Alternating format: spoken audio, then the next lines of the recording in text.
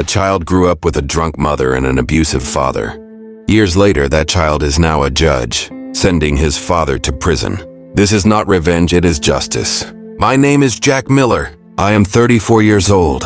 I am a judge in New York. I started my legal career with great determination. I am married with 2 children, but no one knows about the hell I went through in my past. My mother had an alcohol problem. My father was a violent man with uncontrollable anger. There was no peace in our home, only fear. That little boy dreamed of being protected from his father, who harmed both his mother and himself. I am here today because that child's hope never faded. My father, even his name now stirs up a storm inside me. For years he harmed my mother, for years he harmed us. Physical violence was a routine, a poisonous odor that filled the air in our home. Even when my mother would come home drunk in the middle of the night, her eyes blurry as she collapsed on the floor. My father's anger did not subside. That anger left not only my mother, but also my young self with fear and helplessness. I, as that child, would quietly hide in the room. I would hide behind the walls, listening to my mother's muffled screams and my father's merciless slaps. I never had the courage to intervene, because I knew every struggle I engaged in would bring more violence. That fear would envelop my body, cutting off my breath. Sometimes I would bite my lips, forced to swallow my tears, so no one would hear. But the hardest part was the broken, weary look in my mother's eyes. She would look at me with eyes clouded by drunkenness. I was the only one she had. Those eyes said, "Save me," but I was helpless. And my father, the harshness on his face, the coldness in his eyes, hit me like a prison wall in my childhood. With every slap, every shout, something inside me broke. Those broken pieces would come together one day and bring me here, to the door of justice. But strangely, I never cried over that pain. I never screamed out of fear. I buried my emotions deep inside. What I felt in those moments became a shell, armor that hardened my heart. I know that people sometimes scream and cry to escape pain, but I watched silently. I remained calm, because I knew that this pain would not destroy me, but strengthen me. "Father," I would say to myself, "I was crushed under your shadow." I couldn't sleep at night. I woke up every morning in fear, but now I'm stepping out of those shadows. I will stop you. I will end this darkness. Over the years, a fire burned inside me. That fire was more than just revenge. It was the first spark of justice, and that spark is now growing and blazing. Those days when my mother suffered and I was powerless are now behind me, because I set aside that child's cries and learned justice. I am no longer the one who owns that pain.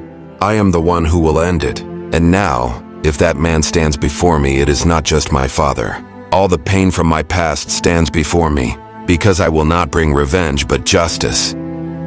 My father, his name echoed within me for years as fear, helplessness, and hatred. He was not just a father. He was a nightmare in our home, the very embodiment of destruction.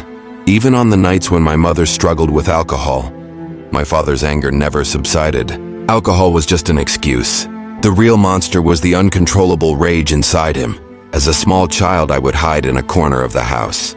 I would curl up on my knees, holding my breath so quietly that it felt as though the world had fallen silent, because I knew if I made a sound, that anger would turn on me. On those dark nights, my mother's agonized screams echoed in my ears. My father's shouts, his angry footsteps, the slamming of doors, each one pierced my heart. With trembling hands, I would cover my face and close my eyes. But I heard everything, felt everything.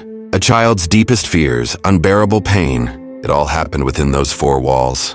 But I never cried. I never showed my fear. Because I learned that crying or screaming doesn't protect you. Being silent, being invisible was the safest way. A block of ice formed inside me, freezing my emotions.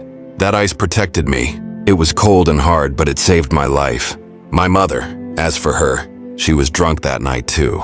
But her drunkenness was insignificant compared to my father's anger. I would see that hurt and tired expression on her face. Sometimes her eyes would blur. Sometimes they would close completely, as if she wanted to escape. She never once stood up to my father, because she was afraid. We were afraid, but I watched silently. Something was growing inside me. Something that would change that fear, that helplessness, that injustice forever. I know maybe when people say father, they think of love, compassion, a protective figure. But for me, father means pain, anger, darkness, and I had to escape that darkness. Because that darkness was not only killing my mother, but also me. For years a fire burned inside me. This fire was not hatred, nor was it merely a desire for revenge. This fire was the first spark of justice. That little boy who hid under his pillow every night became the man who washed his face every morning and spoke to himself in the mirror. And every time I promised myself, one day I will stop you. I did not lose my composure.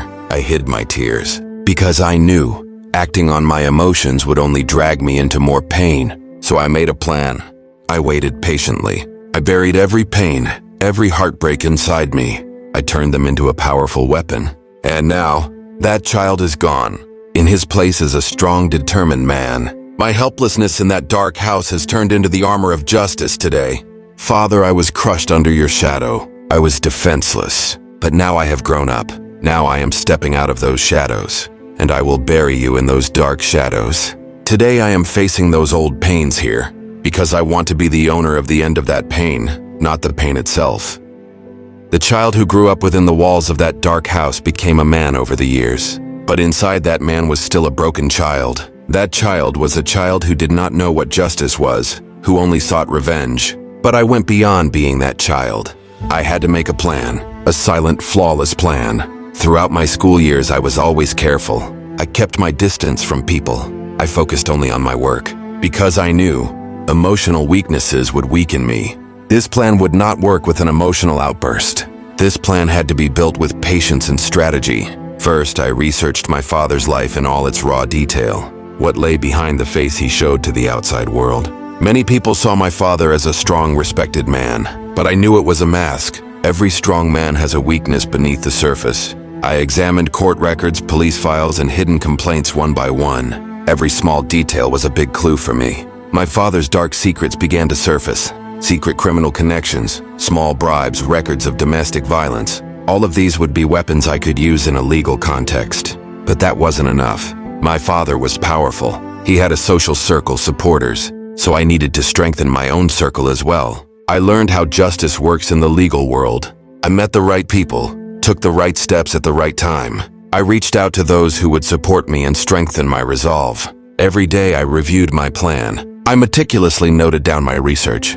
Sometimes I stayed up all night. I thought I made new plans. Sometimes I changed part of my plan. Sometimes I rewrote all the details from scratch. During this process, there was a battle inside me. My anger clashed with my reason, but reason always prevailed. Because I knew acting on emotions would lead me back to pain. I had to stay calm. I had to control everything. The most critical part of my plan was to prove my father's crimes in court. But for that, I had to be patient. Hasty actions could ruin everything. So I moved slowly and quietly. It was in those moments that I learned that true strength lies in patience. Being hasty leads to hasty mistakes. I had to be flawless. I took every step secretly. No one around me knew about my plan. I kept it a secret even from those closest to me, because it was hard to trust, especially because of the pain in my past. But at the same time, I promised myself, when I complete this plan, I will no longer be a child. I will escape that nightmare and be free. As part of the plan, I met with old witnesses to find new evidence related to my father's crimes. I moved forward without rushing anyone or scaring anyone. These meetings sometimes emotionally drained me. My old pains resurfaced, but this time I didn't cry. I was strong. I also looked for weaknesses in my father's social circle. I learned people's weaknesses and secrets. I kept them in mind to use when necessary. At the end of each week, I reviewed my plan. What steps were missing? What evidence was insufficient? Where could I have made a mistake? I thought about these things. The little child inside me was now the architect of this plan. That child had set aside the pain he had, suppressed for years, and was looking ahead. And most importantly, I was making this plan not just for my father, but for myself. A plan to free myself from the chains of the past. The pains that broke me turned into the strength that kept me standing. Every wound, every fracture, every silence brought me here. And now there's no going back. The plan I had quietly and patiently woven over the years was finally coming to fruition. That man, my father, the nightmare of our home, found himself facing a strong and determined man.